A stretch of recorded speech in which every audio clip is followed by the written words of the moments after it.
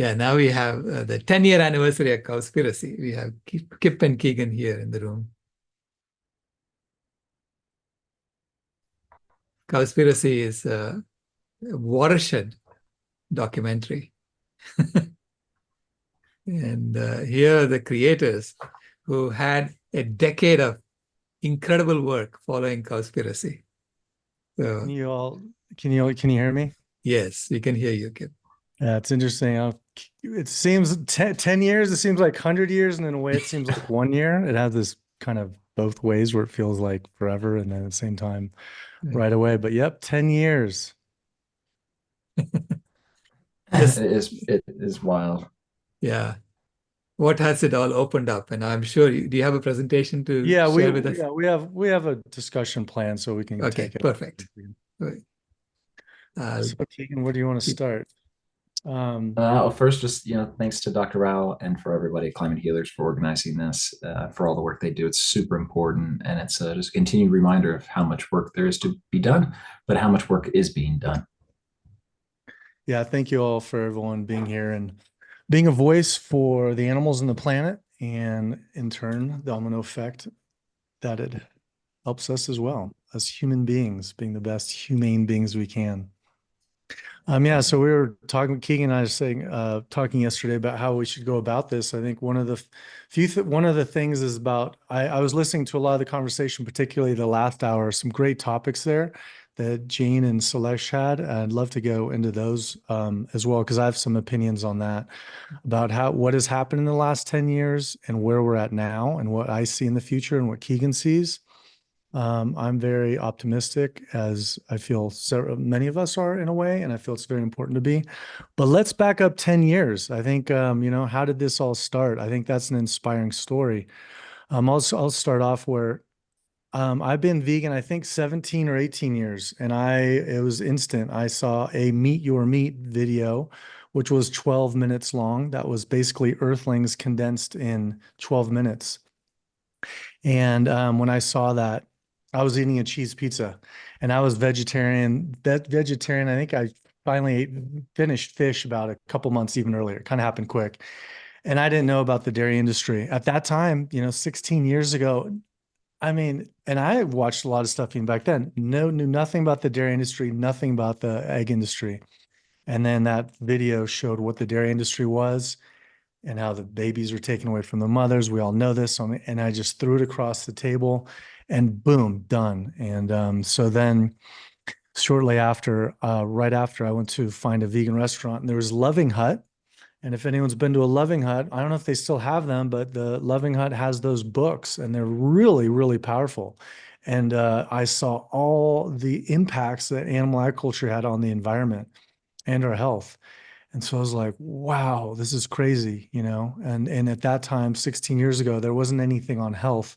I thought I might die being vegan, but because I didn't know anyone at the time, but I just saw a trail of blood. If I was going to die, whether it was 20, 30 years, 50 years, 60 years, if I was continuing eating animals, I'd see a trail of blood on that path. And I said, well, you know what, even if it's 6 months to a year, and I really thought this, and I could live, and that was it, at least I would stop that trail of blood and destruction and have that, peaceful ending. And then, going to my first animal rights conference, I saw a lot of things that were happening at the time, and a lot of it was grassroots things. And I imagined what I could do to help animals in particular as fast as possible. And then my passion for film, I was working on film before that. I wanted to make a film on just anything. And I realized, film is such a powerful medium of activism. So then, I'm going to do it this way too. I'll speed up here. Then I started working on Cowspiracy and working on outlines. And I was working on that for years. I had basically a general outline. I'd worked with different people. But the big thing I want to say is that I didn't know, if I wasn't hoping that there was going to be a film, it was no matter what, there was going to be a film made, and it was Cowspiracy. And at that time, it was going to be on the environment and on health and on ethics. And after working with different filmmakers and, you know, this and that, 6 years later, developing some tools, going to yoga teacher training, I'm like, I need some tools, kind of like working on how to make myself just align with this manifestation. And then right after I did a 30-day Kundalini yoga teacher training, right when I came back, I was just like tapped in. And 10 days later, I did a post on Craigslist and I met Keegan. And I just want to say, and I'll put pass it over you for a second. I met Keegan. He thought I was an undercover CIA or something, because he was rightfully so paranoid at the time, because he was a particularly hardcore kind of undercover, not say undercover, but a hardcore vegan, you know, activist, animal activist, and I wasn't. Um, and then 10 months later, after this, we finished Cowspiracy. And I just want to say too, I was 40 years old, you know, and that was something that it took me a long time I saved up money to make Cowspiracy. Took me 10 years to save that money up. We made it for $40,000. And that just shows the impact, that persistence, dedication, and as we were talking about Jane and Sailesh before, manifestation powers, knowing, not hoping, not trying, knowing it was going to happen, and believing in persistence, and then being open to reading the universe of like, okay, that person's not it, move on. Okay, oh, and then at Keegan, it was like, okay, this is an alignment, let's do it. Yeah, yeah, it's pretty amazing that how much time went into making the film before, you know, we started actually making the film. And so it's like, yeah, I like to brag about the fact that we made the film in 10 months, but really it's like, yeah, no, this film took, you know, 6, 7 years to make. And that's the reality, is that doing projects like this does take a lot of time. It takes a lot of effort, but with a lot of focus, you can get amazing things done. As we were able to in 10 months get this film from, yeah, first time meeting to premiering, which was pretty amazing. Especially the longer I've worked in documentaries, the more I see that 10 months is breakneck speed for sure. When Kip, you know, jokes about that I thought he was a cop, I still don't know if Kip's a cop. I was very paranoid. I was doing a lot of undercover work at the time, going into farms. I just finished my first documentary called Turlock, which is about one of the largest animal rescues in U.S. history, of a factory egg farm that had gone out of business. And I was looking for other projects to work on, and just came across this kind of weird cryptic ad on Craigslist. And it wasn't clear if it was like pro meat or anti meat. It was about happy meat, and it was pretty amazing. Pretty amazing that like we were able to achieve what we were able to achieve, and then the response from the film, which I think is what, you know, we'd really like to talk about, is is greater than I could have ever imagined. And Kip is much better at imagining the world he wants to see and visualizing it. So, was the response that we got from the film, did you picture that? I was really in the flow. It had to happen, and I didn't really think about that too much. But you know, as I shared with you, I believed it was so shocking, the things that we were finding out. And then definitely because I was working on a little bit before, and you know, these facts that I was finding before we even met, and like, again, the loving hut, I was just like, if people know this, they're going to be blown away. And then it was really meeting Keegan, and then it really hit me when Keegan, we were filming all these things, not watching any of the footage. And Keegan put the first mini kind of rough trailer that's actually very similar to the trailers today. I think that first one is almost, and when I saw it, I said, we got something here. You know, I felt it, and I felt it was something special, and what was in there. Somehow this is going to be, it's the truth, you know, and you can hide the truth so long. Or there's only a few things you can hide. Was it for only so long, well, actually, I don't want to, what is that? The sun and the moon, but you can't hide it. You can't hide the truth for so long. And so it was a matter of time. One interesting thing I want to add to this, and we can kind of go into the effects since then, is what was funny is Cowspiracy was going to be on environment, health, and ethics. And the first edit actually was, I think we found the old first edit, and it'd be fun to release that sometime. It's not the best, but we had, what is a spiritual way to kill an animal? We had a lot more on health. And as people know now, we have Cowspiracy coming out, and that explores that. And a funny thing is the name Cowspiracy originally, the funny thing about the word Cowspiracy is that it was a funny term that I had this vision of, that in a funny way, that the cows are on a jihad. They are sacrificed. They have come to take over the planet, subconsciously or consciously, or someone has put this into their beings, and they're going to repopulate, make us addicted to their flesh, make all humans addicted to their flesh and super addicted to their secretions. And they're going to take over the world like a virus, and they're going to destroy all the as you've seen in Cowspiracy, the rainforest, the water, the wildlife, and then our health, and destroy it. And they're going to win. And they were getting really close to that actualization until we met, Keegan and I met, and we're like, we are reversing this.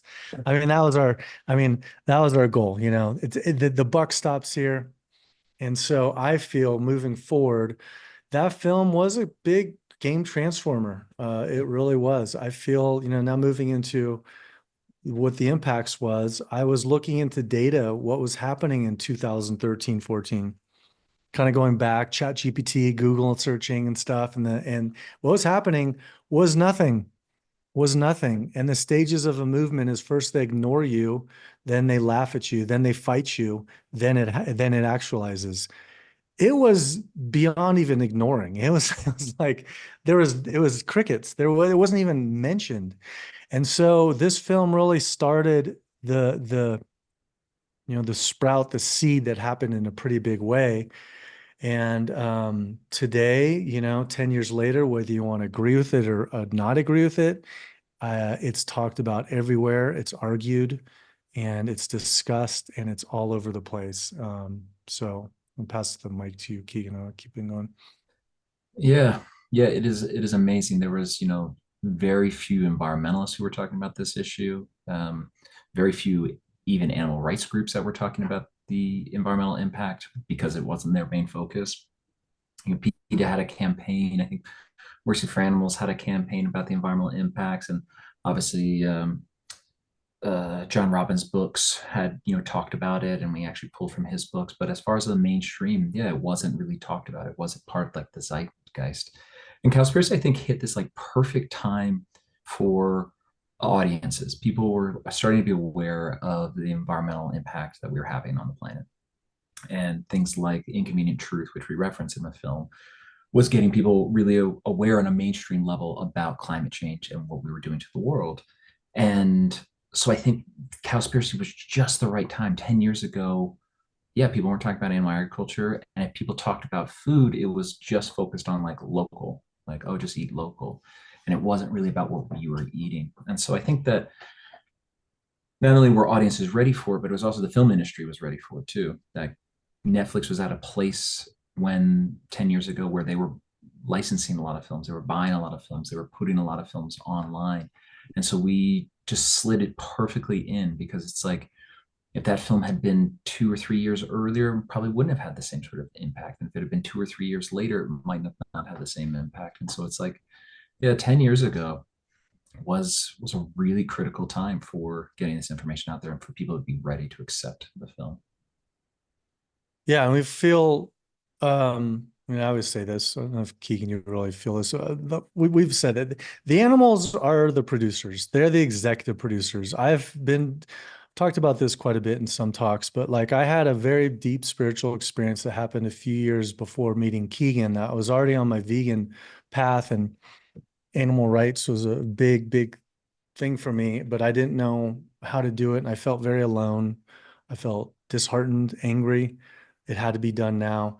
And I had a spiritual experience without getting the details. And it was a very strong epiphany that the billions of animals were with me. It could carry through me this very troubling specific time. And it was like the billions and trillions of animals were talking to me like, yes, you are on the path. We are here. We're with you all the time. And you are on the path, and we're here to support you, and you're protected. And then that led into meeting Keegan. And as Keegan said, there's something about that specific time. It's a zeitgeist, you know, and in 2012, I strongly believe, which is kind of a funny story too. Partly, what happened in 2012 when a lot of people thought the planet was going to end, if anyone knows that, I was one of them. I watched a David Icke video, if anyone knows him, around 2009. And it was very scary about the planet was going to either die or something was going to happen in 2012. And I prepared to die, and I resolved things kind of like when you're going to die. I resolved any issues I had with family, friends, and this and that. And then after that didn't happen, or right around that, about a year before, I realized it's a transformation. We've now entered the Aquarian age, and it's a new time that we're in. It's a new consciousness that we're in. And I can't remember, you know, because I haven't looked in it recently. Almost every tradition, every spiritual tradition, every culture around the world, whether it's indigenous or now, there's a specific thing around 2012. And so it's not coincidence that Cowspiracy happened. We released it in 2014. We were making it in 2013 and 14. And there's basically this spiritual awakening that's happening at a very, very rapid pace. So it is very serendipitous that and meant to be happening, and then the animals leading the way. And then I do feel, you know, what was interesting about, you know, you saying that, Keegan, about the timing. Then What the Health came a few years later, and no one had been talking about health and veganism unless it was like, you are going to die in being vegan. And I was one of them just a few years earlier. And so if that came a few years earlier, a few years later, you know, I don't know if that would have the impact. So then it opened up this another like portal and this another explosion of consciousness into the mass, you know, that became massively mainstream. I mean, I don't know how many athletes became vegan to this day. Louis Armstrong, all these NBA players, Louis Armstrong, Louis, Lewis Hamilton, some of the best NBA players, on and on and on. And then Tom Ford, who's a you know, vegan, the number one in the fashion world. Novak, the number one tennis player. I mean, it goes on and on. And so that was really special timing with that, with What the Health. Yeah, I mean, Cowspiracy, there was a lot of like serendipitous things too that happened. I don't know if we've ever really talked about the other director who wanted to come on as an executive producer. Do you want to talk about that at all? Yeah, so you can talk And then about how that led to the next. Well, yeah. So just there was thing after thing. Kip and I's meeting felt serendipitous. How fast we were able to get the film done. Where I was at in my film career at the time. And thanks to Richard Openlander, he connected us with James Cameron, you know, one of the world's most prolific and profitable filmmakers of all time. And he saw an early edit of the film thanks to Dr. Openlander, and he wanted to come on as an executive producer, which was amazing. You know, this is like a huge Academy Award-winning filmmaker wants to be an executive producer on our film. And we worked with him and his team for quite a while. And his team was, you know, obviously they want to protect him and they wanted to fact check the film, which we were all totally open to, but it was really delaying the film. We were getting bogged down, and Kip and I felt this real sense of urgency that we needed to get it out. And we kept kind of pushing his team. And again, Jim Cameron's awesome. It has been nothing but amazing to us, but it was a struggle with his team. And so we got to this place where we're like, we're going to have to turn them down because we need to get this film out. Like it was so important to us that we were going to turn down, you know, money and prestige and, you know, this connection, because we just felt like it needed to be done. And we ended up doing it. We ended up saying, hey, this is taking too long. We need to do this on our own. And Cameron was really supportive. He said, that's, you know, totally appreciate that, guys. Like, good for you as artists sticking to your guns. And we were like, God, this doesn't make sense. And then within a month, I get an email from someone who works for Leonardo DiCaprio and says, hey, he saw a screener of your film and wants to be an executive producer. And then that whole thing happened, which was crazy, that like Leonardo DiCaprio, who is one of the biggest movie stars of all time, saw the film and put his name on it and took the film to Netflix. And we ended up on Netflix in very, very large part due to Leonardo DiCaprio taking it to them. And then it just continued from there on. Yeah. And as far as like, maybe we can go in a little bit of going back to Cowspiracy and maybe with health, I think is interesting of asking you, Keegan, just a couple things. What was the most interesting thing that you, on our journey of making that film, Keegan knew a lot about what we were embarking on. In fact, when we were even finished making the film, I would pass the mic to him, even to this day. He's just so incredibly knowledgeable about the subject, about most subjects, but particularly this one. And so he knew a lot. He taught me a lot. It was particularly for me about the horses. That was very new to me. But anyway, Keegan, what was the most shocking thing that maybe you learned around that time? It was the scale of it. I knew that animal agriculture was one of the leading causes of environmental destruction, but I didn't realize how big and how pervasive it was into literally everything. It was like anything you could care about in the environmental world, animal agriculture had an impact and was probably the most destructive thing facing it. So it was the scale that was most shocking to me.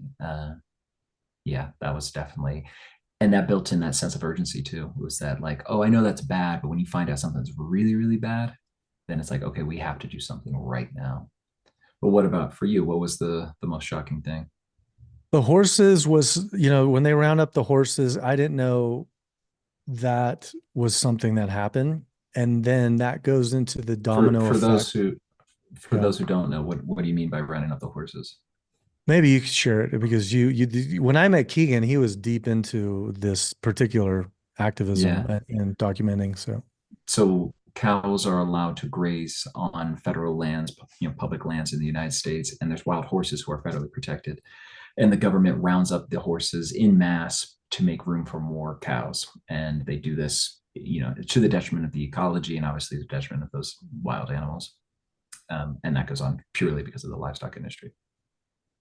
yeah. And what was interesting about that is that just showed the domino effect that if it happens, that it just extends and it goes to every thing, every corner and little nook and cranny in the world. And then you go into social issues and the slaughterhouse workers that we go into more in the next the films after that. Um, and that was just really blowed me away. And I think a thing that was interesting for me, I didn't ever really thought about too much the difference between factory farming and free range, grass fed, because it was just starting, 10 years, it was just starting to become a thing, grass fed versus factory farm. That's how fast, how long ago it was. And at that time, I realized shockingly, because I was like, oh, factory farm's the worst, that free range, happy, grass fed, whatever you want to call it, those farms are far more destructive than factory farms overall. For the individual being, it is more sad, the factory farm. But if you look at a scale of how much it affects the wildlife, because it comes down to land use, the destruction of the Amazon rainforest, and then it's not just that trees get killed, how many animals get displaced and killed.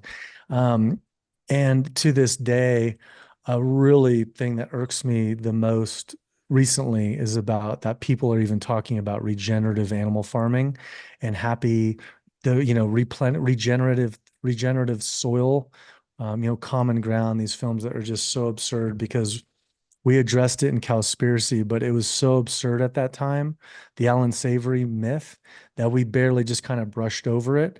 And maybe we could have done a little bit more deeper on that, but how ridiculous and how destructive organic, grass-fed, free-range animals are versus factory farm. Maybe you can go a little Cowspiracy bit. too.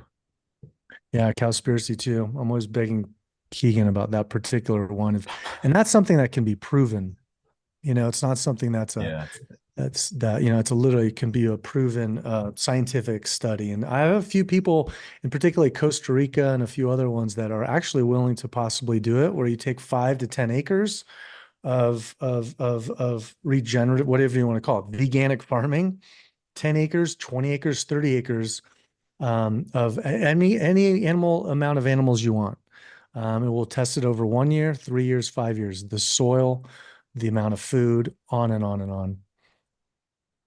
Yeah. But that was Yeah. something that shocked me. Yeah. Well, what about the positives on the release of this film and the impact, what was the thing that was most shocking to you about the release? What I was really stoked on is, we got asked to talk. It was at the EU, the United Nations, or the EU. It was the How European Union. how global it got. It was a film that was in the US, and we barely even traveled, honestly. We only are with our budget. But, I was kind of just thinking my American, it's a green, I live in Mexico now, gringo uh world. And then when the film came out, the amount of inquiries that were coming, I went to Sweden. And a big part that they told me of, because of Cowspiracy, they're one of their, if not their biggest film festival of the year. It's a music festival, and I can't remember what it's called right now. The entire festival was vegetarian, and I think most of it was vegan. And I'm talking like 60, 80,000 people. And so it was these things that happened over and over and over, how global this got.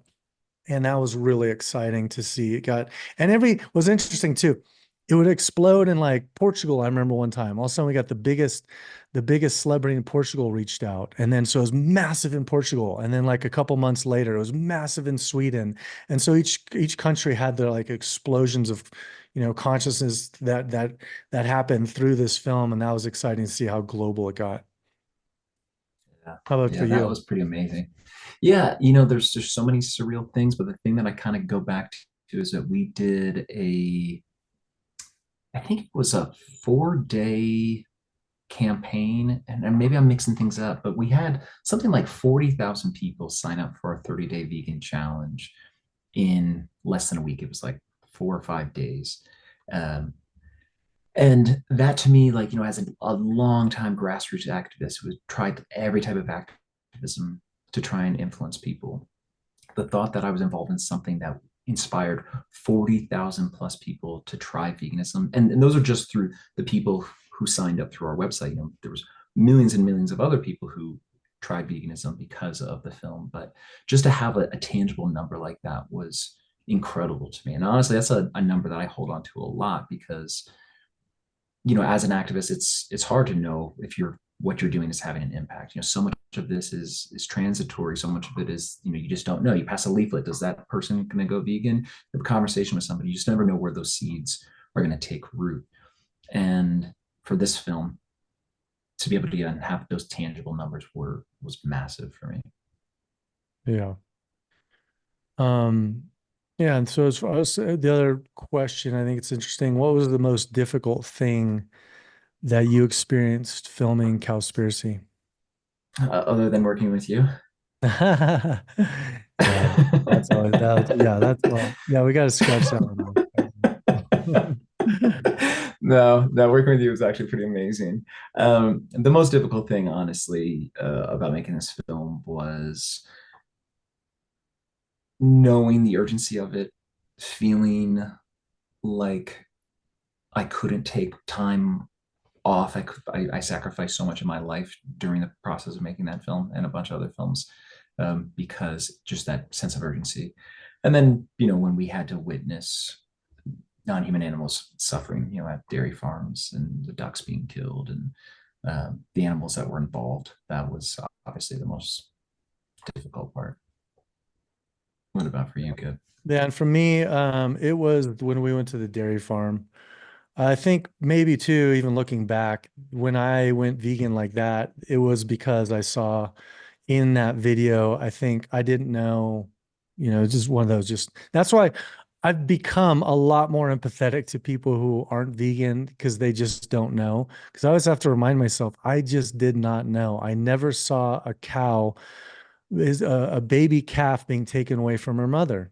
And I never saw that it running after it. And then it had to happen 5 times. And then, and then being slaughtered after that. Just something about that just made it so much meta. Where like there's one thing about an animal being raised for meat and getting slaughtered, but to have that happen. And then, so what it really hit me is going to the most, when we asked that organic farm, it was a Clover, I think, one of the most, highly regarded organic dairy farms in the world, let alone the country, in the world. They let us film their best. That was their best example of an organic dairy farm. Free range, hundreds of acres, everywhere they go. But when we got there, I'd never been around really cows that much. And if anyone's been around them, as I'm sure a lot of these people you've been who's listening, these cows are 1,000 pounds, 800, whatever, maybe then 600, and they're massive beings. They just have a lot of energy. And there's a reason why they're holy cows. They have a certain energy about them. When we went there was around 150 to 250 mothers, and you could just feel the weight. I could feel the weight of their trauma and their depression, and they're just, oh, I just mentally felt sad. And then I look up, and they had all the calf crates, the veal crates of all the baby cows up on the hill, just enough so all the cows could get close enough, but not too close. And so 2 times a day they would get milked. And when they weren't milked and had to be all just milked, and it was just a horrific, that was a horrific thing in itself. When they weren't, they would all go up to the hill as close as they could to all of these hundreds of calves that were crying, and they would just stay there. And then 6 hours later or 12 hours later, they would bring them back down.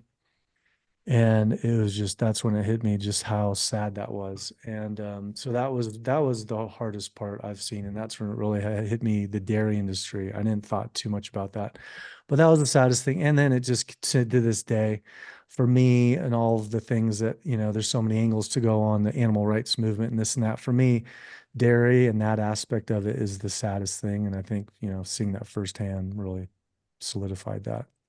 Yeah. Yeah. The mother connection that's it for me. And like, that was enough reason to go vegan. And I think it's honestly one of the best angles to talk about when we talk about veganism, because it allows us to talk about the environment, it allows us to talk about ethics, and allows us to talk about health. And it just with one species and just one exploitation of that species. So yeah, it was heavy, and I think it's an important part of the film too, because it was the best of the best. And I think that was a really important part of Cowspiracy, is that we almost brush over factory farming. We're like, and Kip was pretty clear on this. He's like, and it was a lot of the work that I was doing at the time too, was investigations into free range and grass fed and humane farms. Was like, all right, everybody agrees that factory farming is bad, right? Like, we can all just accept that. So let's just focus on the best, the good farms, the regenerative, the grass fed, the organic, and just show how bad that is. And I see this comment in here from Ray, and Ray said when he saw it, he tried to debunk it. And we had so many people who saw the film and they had this resistance. They wanted to believe that they could eat meat and dairy and eggs from sustainable places and humane places and feel good about it.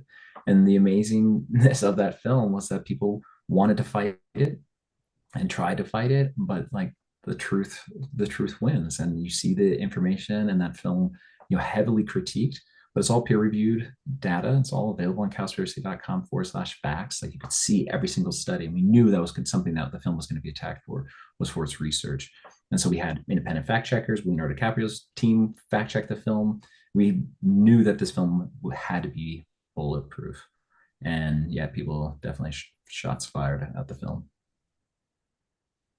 Yeah. So, should we talk about the impact since then? Some facts about that. I mean, it's come a long way in only 10 years. Again, this was something that was not talked about at all, the environmental impacts of animal agriculture. And now it's everywhere. It is fully mainstream. And that's really, really powerful. I feel too, some of the things, I was looking up some data, what's happened just in the last 10 years is that we were talking about the market growth of plant-based foods. That's something that wasn't even really a demand back then, and so now, moving forward, and this is a fact. Just in 2019, the plant-based industry is $12.1 billion in 2019, and I think 5 years before that, it was just a fraction of that. 12.1 billion in 2019. In just 3 years from now, it's going to jump up, predicted to 74 billion. 12 billion to 74 billion. That is a massive, massive exponential increase.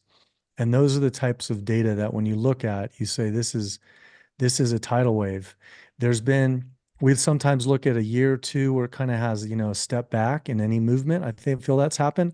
I feel a lot of vegans in the last couple years. I think probably because there was such a big swell of Cowspiracy and then What the Health and then Game Changers. And it was massive. And there's been kind of a dip and kind of a rebuttal, if you will, for the carnivore movement. And they've had kind of a window. But I feel what's happening now between Christspiracy coming out and these other films coming out. And also too, I think we should talk a little bit about, a little bit about the cell lab grown meat, and that is coming very soon. I feel that's going to be a massive, massive boom for animal rights.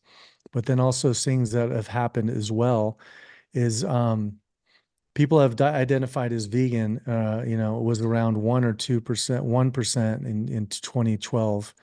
And in the UK and some places, we've seen a jump of around 4 to 5% in places. That's unheard of. And what I look at when I look at data is young generation. Right now, the recent studies that we've looked at are for the Gen Z and the millennials. Some studies show up to 5% are vegan, but as far as people calling them plant-based is a lot. And that is the generation that's taking over, that's taking over the movement. And it, we've released the consciousness in the ethers, and now it's prevalent. And so these new little beings, this next generation, they take everything in and they're processing it, and the truth prevails. And as the truth prevails, as they become more adults and more become into power, it's going to just be incorporated. So it's not a matter of if, it's a matter, or not a matter of if or when. It is already happening. It's happening at a rapid rate. Do you want to share a couple other things that you've seen? Yeah, I mean, yeah, we veganism was really about animal rights prior, and then there's a plant-based movement, right, which was much more focused on health, and there wasn't really this sort of like concerted effort behind the environment. And there was Veganuary did a study in 2021, and of the participants, 39% said the reason why they went vegan was because of concerns about the environment. It's like, over a third of people were going vegan because of concerns over the environment. And the cool thing is that there's a direct connection back to Cowspiracy. So we know that Cowspiracy has continued to have an impact. We've also seen researchers around the world. There was a University of Denmark, or a university in Denmark, that did I believe it was a student's master's thesis on the environmental impact of Cowspiracy and how it was influencing behavior changes in Denmark.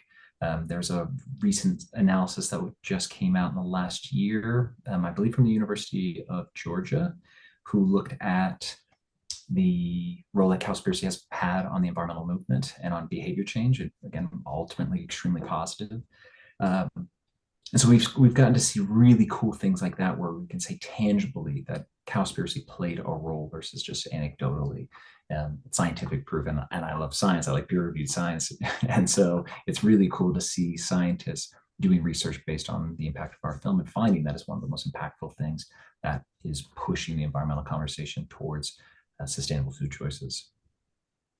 And I feel too, with one of the best, looking at other data points and the exciting things that you see, that studies show that why this movement, again, maybe it's not going to be 100% of the people in the world will become vegan, just like 100% of the people aren't going to be, not racist or not, homophobic. These other movements, they've come a long ways. There's a ways to go.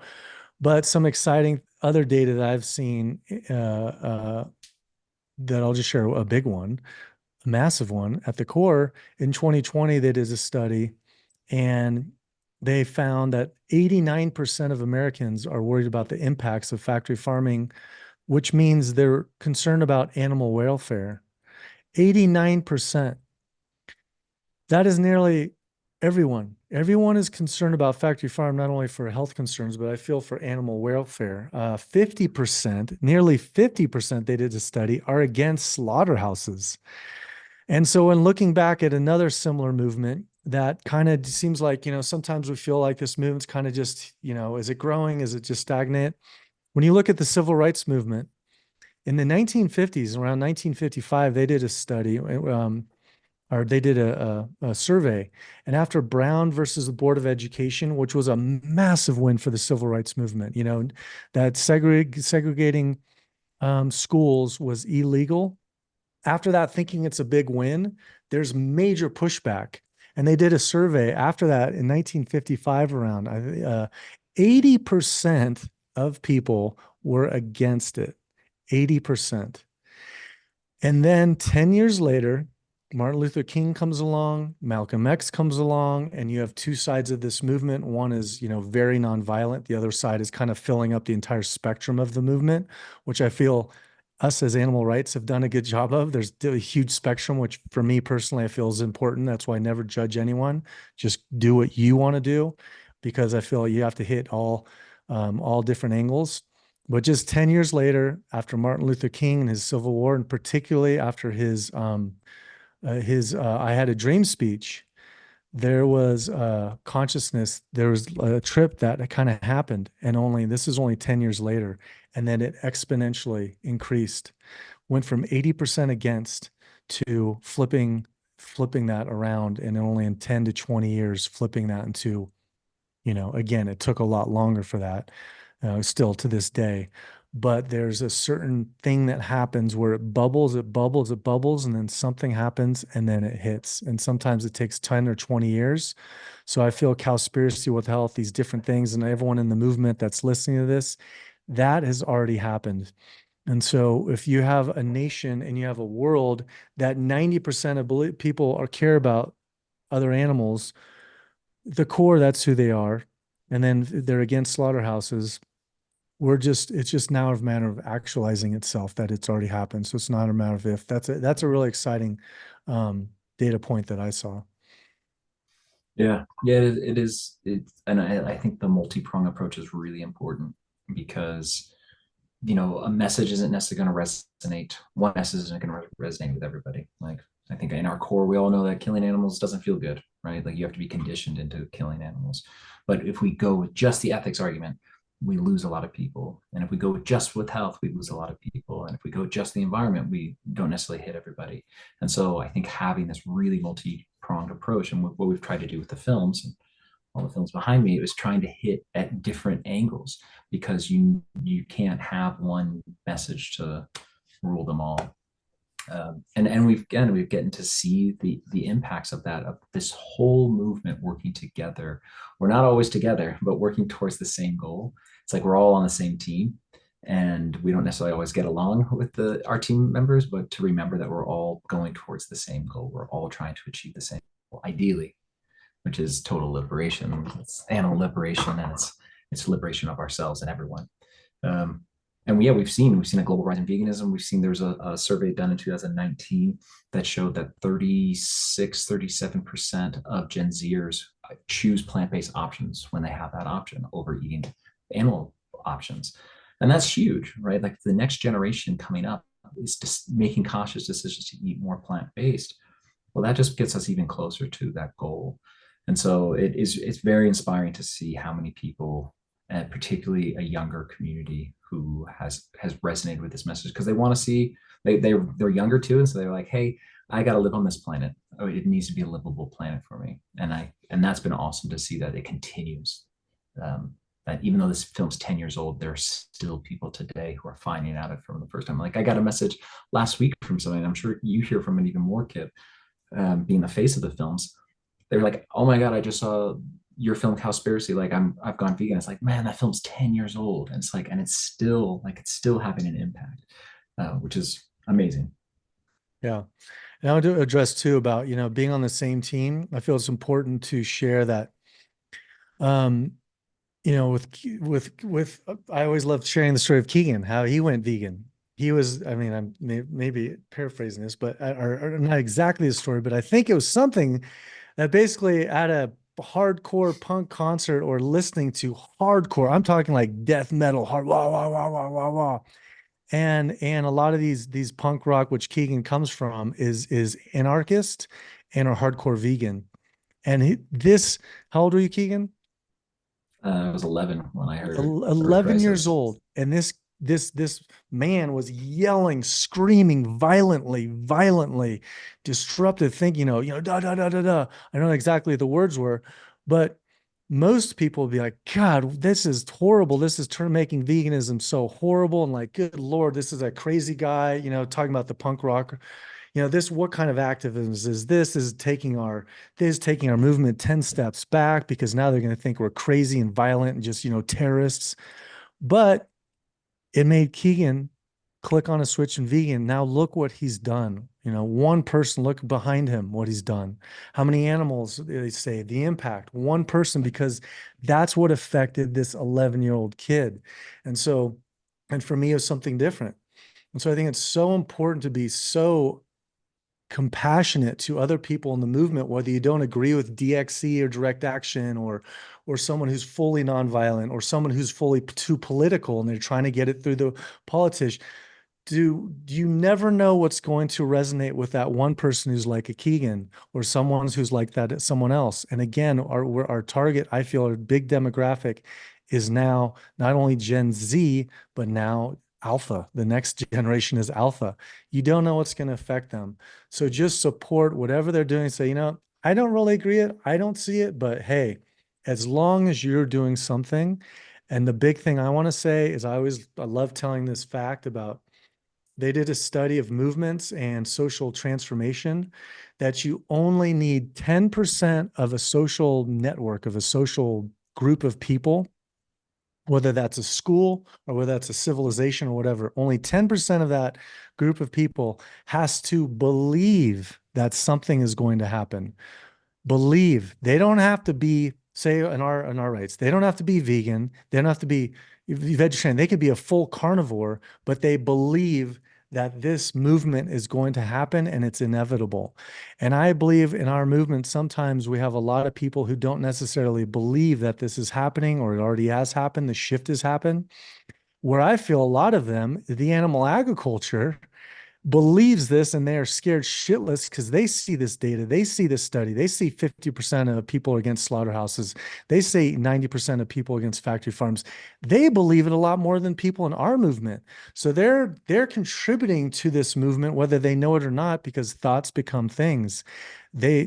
The world does not know the energy of that. I like this or I don't like this. It just knows energy. And that's how a person like Donald Trump gets into power.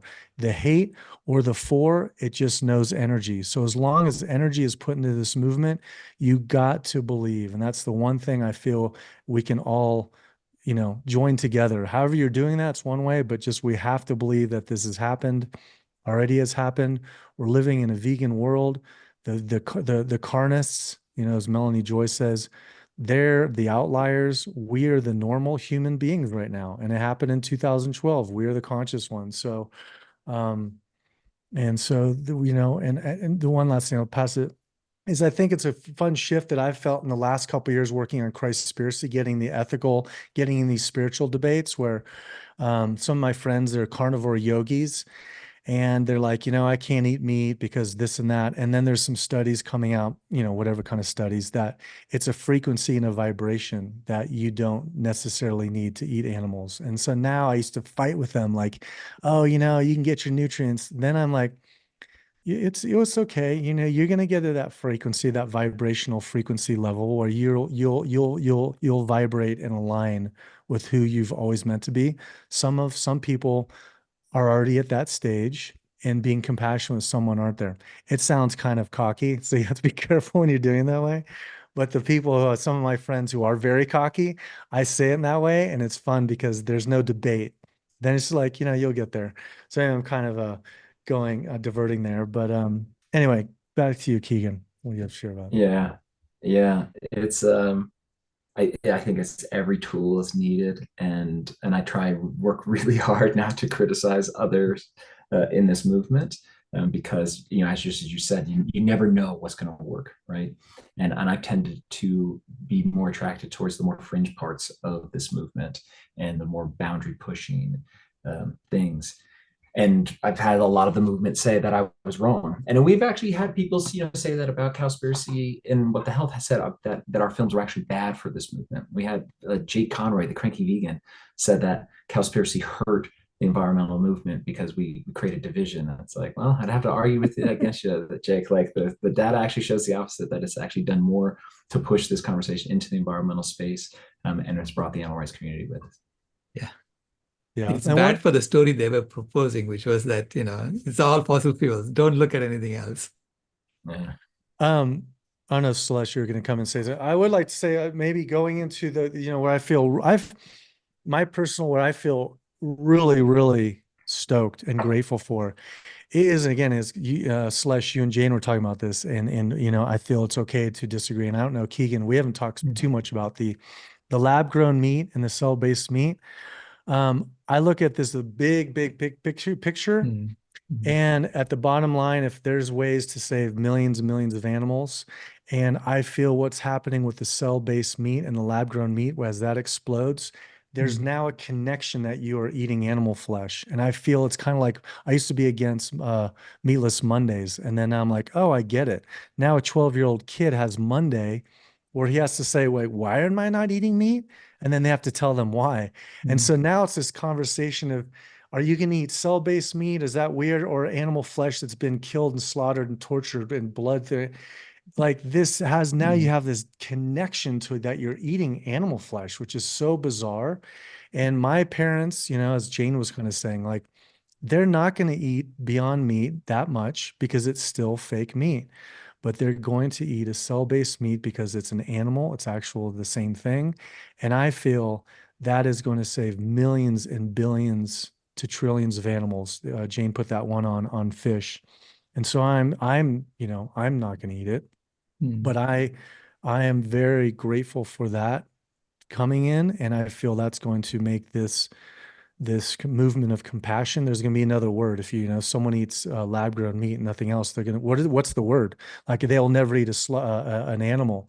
They'd be called a compassionist or something, you know, there's going to be a new word for it, but, I'm pretty stoked for that. And I know it's controversial. What are your thoughts on that, Keegan? Do you have I could go on and on, but I think we're out of time. I do want to say I'm super stoked more than anything on fermented mushrooms. I feel mushrooms is a super one, but I know we're out of time. So yeah, there's a question in the chat. How do we raise our vibrations to put out the right energy? How do we raise our vibrations? I'll say one thing on that real quick one. When I was working on this for 5 to 6 years, I was kind of stumbling and I had a lot of anger and I just on and on. What really helped me is getting a daily yoga, meditation practice. And it's one of clearing and cleansing, getting all the cookies out. We are kind of like, you know, hardware and software where we, things that happen, we see in the news, whatever, clearing the cookies and resetting yourself to focus on the vision, what our purpose is, in gratitude, visualizing the day, seeing it already happen, and being in full gratitude for who surrounding. I do that every day. And once I started doing that, I feel raising my vibration. And that's literally how I met Keegan. Once I started doing that. And to this day, I owe so much to that of my daily sadhana practice. It is massive. There's one thing you can do. I say do that that's what helped me. Yeah, at first when you said getting all the cookies, I thought you were going to stop eating cookies. That's a good way to put it. So, Keegan, did you have something to say about that? Yeah. I function on a different vibe, and I had a activist friend of mine. He actually wrote me while he was in prison, and he said, "Anger is like gasoline. It's amazing. It can get you really far if you're not careful to blow up in your face." And sadly, so much of my life in activism has been functioning from not necessarily a high vibration, but a burning gasoline rage of we have to stop this. So not the best person to talk about raising the vibration. Well, that's a powerful vibration though, you know, that's a very it's powerful. Yeah. It's powerful. Yeah. But for me, you never came across as an angry man. Whenever I met Oh, you. I that's- hide it so well. Yeah, that's the irony. I know it's irony. The Keegan's like one of the nicest people I've ever met. And listen to his music though. You'll see. You'll see. I see. Okay. Yeah. That's it. Another question, or are we gonna? No, thank you so much. We are out of time now, but thank you so much. It was a fascinating discussion, and really, you changed millions of lives, and it's my privilege to know you. Yeah, and thank you for those who don't know, Dr. Rao is a co-executive producer of Cowspiracy and What the Health, and has been an incredible supporter of our work for over a decade. So we are, of course, indebted to you as a fellow activist, a fellow Earthling, and we are so grateful for all the work that you do. Yeah, I was just going to say say the same thing, and the vision that you have and the manifestation powers you have, on and on. So thank you. We're all doing this together, everyone here. So thank you, everyone. Yeah.